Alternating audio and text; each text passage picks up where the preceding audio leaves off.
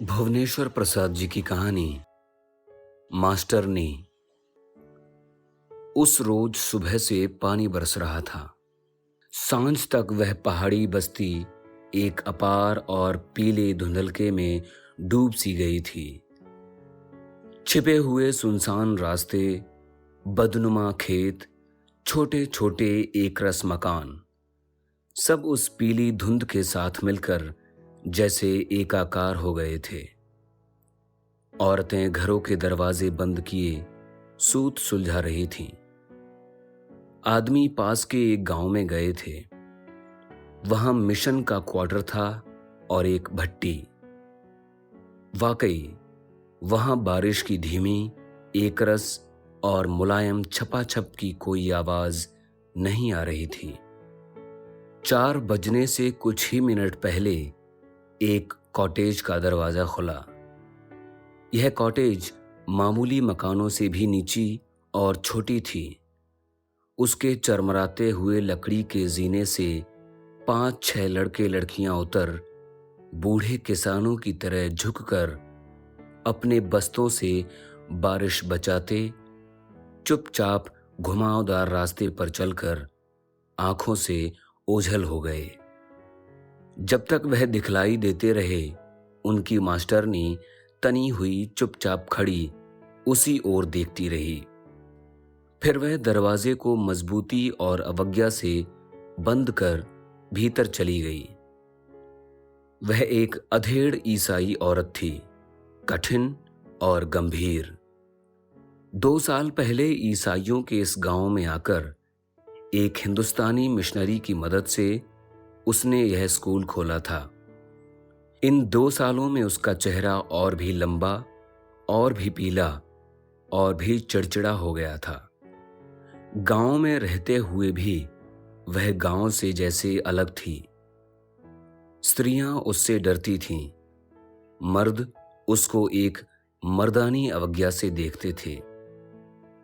आज के इतने नीले नीले पहाड़ों और घनी धुंध के सामने वह कांप सी उठी और दिन भर अपने दोनों हाथों को बगल में इधर उधर फिराती रही। इसके बाद बस्ती फिर सुनसान हो गई। सिर्फ एक बार मास्टरनी ने अपना द्वार खोलकर झांका और तुरंत ही फिर बंद कर लिया। करीब 6 बजे जब धुंध का पीलापन पहाड़ों के साथ नीला हो रहा था, आखिरकार बस्ती में एक मानव दिखाई दिया। लंबा रोगी सा एक 16-17 साल का लड़का, पुराना फौजी कोट पहने था। कॉलर के बाहर उसने अपनी मैली कमीज निकाल रखी थी। कीचड़ बचाने के लिए वह सड़क के इस तरफ से उस तरफ मेढकों की तरह फुदक रहा था। लकड़ी के घुने हुए जीने पर आकर उसने संतोष की सांस ली और एक भीगे कुत्ते की तरह अपने आप को झाड़कर जीने पर चढ़ गया। लूसी बहन, बड़ा अंधेरा है। पास आते ही वह चिल्ला उठा। टूटू, मास्टरनी ने अपने हाथ छोड़कर कहा और फिर धीरे धीरे चलकर छत से टंगी हुई लालटेन जला दी। उस छोटे से गंदे और अंधेरे कमरे में रोशनी लालटेन से खून की तरह बहने लगी। इस बीच टुटू बारिश और रास्ते पर भुनभुनाकर अपने बड़े और भारी कोट को टांगने की जगह खोज रहा था। मैं कहता हूं, तुम्हारे पास कोई कपड़ा है? कंबल का टुकड़ा उकड़ा? मैं जूते साफ करूंगा। मास्टरनी ने चुपचाप झुककर उसके जूते साफ कर दिए। टुटू बराबर अपने जूतों की तरफ देखता हुआ नहीं नहीं कर रहा था। मास्टरनी ने वैसे ही झुके झुके पूछा, घर पर सब अच्छे हैं ना? मेरे पास तुम्हारे लिए सैकड़ों खत हैं। सिर्फ मुरली तुमसे खफा है। तुमने उसके मोजे खूब बुने। वह जाड़े से नीली पड़ी जा रही है। उसने अपनी बहन को खत दे दिए और रोशनी के पास जाकर अपने भीगे बालों पर हाथ फेरने लगा। बीच बीच में वह कुछ बुदबुदा उठता था। मास्टरनी पत्रों से सिर उठाकर उसकी तरफ देखती और फिर पढ़ने लग जाती थी। अब उसने खत एक ओर रखकर इस 16 साल के लंबे चिकने युवक की तरफ देखना और उसके बारे में सोचना शुरू किया। वह उसके बिल्कुल बचपन के बारे में सोचने लगी, जबकि उसके गर्म मुलायम जिस्म को चिमटाकर वह एक पके हुए फल की तरह हो जाती थी। तुम खत नहीं पढ़ रही हो? उसने सहसा घूमकर कहा। पढ़ लिया। और वह फिर उसी तरह हथेलियों को बगल में भींचे इधर उधर टहलने लगी। उसका भाई खड़ा खड़ा उसकी तरफ देखता रहा और यह देखकर कि वह खत पढ़ चुकी है, बुदबुदा सा उठा। मुरली के मुझे और मम्मी ने कहा है, मास्टरनी ने जैसे चाकू से काटा। और पापा कैसे हैं? टुटू ने भाणों सा मुंह बनाकर कहा, वैसे ही। पापा रोगी, परित्यक्त, उपेक्षित उसे कभी न लिखते थे और इसलिए उससे कुछ मांगते भी न थे। तुम क्या करते हो? मैं रोज सवेरे शाम पादरी तिवाड़ी के साथ काम करता हूं। मम्मी जान ले लें अगर मैं काम ना करूं। मुरली और मम्मी झमकती फिरती हैं। तुम मर्द हो, उसकी बहन ने जैसे स्वप्न में कहा और वह फिर वैसे ही टहलने लगी। मैं 2 साल में पादरी हो जाऊंगा, टुटू ने कुछ गर्व और कुछ दिल्लगी में कहा। कुछ देर वह दोनों चुप रहे। मास्टरनी ने एक संदूक पर बैठकर जल्दी जल्दी बुनना शुरू किया। बीच बीच में एक अजीब और कड़वी मुस्कान उसके पीले और दागदार होठों पर छा जाती थी। टुटू ऐन उसी वक्त अपने चारों ओर के गंदे कमरे की टूटी कुर्सियों और मैले तकिए की तरफ देखकर बार बार सहम सा जाता था। यह क्या मुरली की स्टॉकिंग है? उसने अज्ञात भय से भरे हुए मन से कहा। देखते नहीं हो? और मास्टरनी भौंक सी उठी।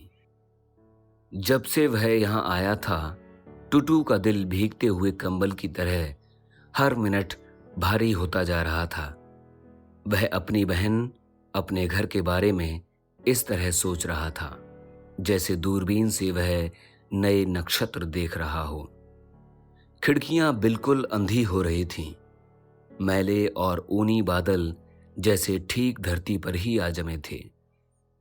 किसी के पैरों का जीने पर शोर हुआ। 2 छोटी छोटी लड़कियां हाथ पकड़े हुए अंदर आईं। वह गबरुन की ऊंचे ऊंचे फ्रॉक पहने थीं और उनके चेहरों पर किसानों की सी झुलस थी। उनमें से बड़ी लड़की ने खाट पर एक मैली तामचीनी की प्लेट रख दी। उस पर एक लाल रुमाल पड़ा था।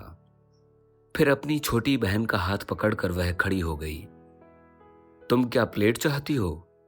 मास्टरनी ने बिला सिर उठाए पूछा। दोनों लड़कियों ने एक साथ सिर हिलाकर कहा, हां। उसने उठकर उसमें से 4 अंडे और अधपके टमाटर और एक सस्ता पीतल का ब्रूच निकाल दिया। अपने बाप से कहना कि टीचर ने कहा है। हां। और उसने खड़े होकर फिर दोनों हाथ बगलों में भींच लिए। लड़कियां चुपचाप जैसे आई थीं चली गईं। टुटू उनको बराबर एक विचित्र दिलचस्पी से देखता रहा। उनके जाने पर वह उठकर पूरा पूरा खिड़की की तरफ मुंह कर बोला, तुम चाय नहीं पीती लूसी बहन? मास्टरनी एकाएक बीच कमरे में खड़ी हो गई। सुनो, यह 5 रुपए हैं और यह मुरली का स्टॉकिंग और यह मम्मी का सिंगारदान, और कहना कि कोई मुझसे और कुछ न मांगे। सब मर जाएं, गिरजे में जा पड़ें। वह पागलों की तरह 2 छोटे छोटे और सिकुड़े हाथों से रुपए, स्टॉकिंग और सिंगारदान का अभिनय कर रही थी और बोल ऐसे रही थी जैसे उसका सारा खून जम रहा हो। मैं कहती हूं वह गिरजे में जा पड़ें, मिशन में मरें। टुटू ने बड़ी पीड़ा से कहा। लूसी बहन, लूसी ने जरा नरम होकर कमरे की उत्तरी खिड़की खोल दी। खिड़की के खुलते ही कमरे का प्रकाश पिंजरे की चिड़िया की तरह चंचल हो उठा। मेरे पास कुछ नहीं है, कुछ नहीं है। तुम मेरा घर झाड़ लो। और उसने खिड़की धमाके से बंद कर दी। टुटू एक बारगी उस धमाके से चौंक पड़ा, पर कह कुछ भी न सका। मास्टरनी अपने पलंग पर जाकर बैठ गई। उसके दोनों हाथ उसकी पट्टियों को जकड़े थे। आज सारी जिंदगी के छोटे बड़े घाव अचानक धसक गए थे। कुछ सोचने की ताब उसमें न थी। सिर्फ एक गुट्ठल धीमा दर्द उसके सारे अस्तित्व में लहराने लगा था, और अब बाहर रिसकर जैसे उसे डुबा देना चाहता था। टुटू ने सहसा कड़ाई से कहा, लूसी बहन। पर इसके साथ ही किसी ने बाहर से भर्राई हुई आवाज में कहा, टीचर, मैं आ सकता हूं? टुटू उस तरफ बढ़ा, पर घृणा से दौड़ते हुए मास्टरनी ने दरवाजा आधा खोल बाहर जा बंद कर लिया। टुटू ने उसकी झलक ही देखी थी। वह एक बुझे हुए चेहरे का अधेड़ किसान था, ऐसे जैसे संडे को गिरजों में टोपियां उतारकर भीख मांगते हैं। 1 मिनट में मास्टरनी लौट आई। उसका चेहरा पहले से भी सख्त था। उसने टुटू को देखकर उधर से मुंह फेर लिया और अपने आप बुदबुदाकर कहा, मैं ही क्यों? तुमसे कोई मुझे सरोकार नहीं। तुम लोगों से मैं पूछती हूं। और वह हथेलियों को बगलों में भींचकर और तेजी से टहलने लगी। मैं जैसे जिंदा दफना दी गई हूं, पर मुझे कब्र की शांति दे दो। वह वाकई हाथ फैलाकर शांति मांग रही थी। टुटू गुमसुम बैठा हुआ रोशनी को घूर रहा था। सहसा उसने टुटू का हाथ पकड़ लिया। जाओ सो। टुटू ने आज्ञा का पालन किया, लेकिन जब वह लेट गया तो मैली और सीली दीवार की तरफ मुंह करके रो उठा। पहले तो धीरे धीरे और फिर जोर जोर से। मास्टरनी वैसे ही टहल रही थी। फिर चूर होकर उसकी चारपाई गिर पड़ी। टुटू आखिर चुप हो रहा। कमरे में सन्नाटा छा गया था।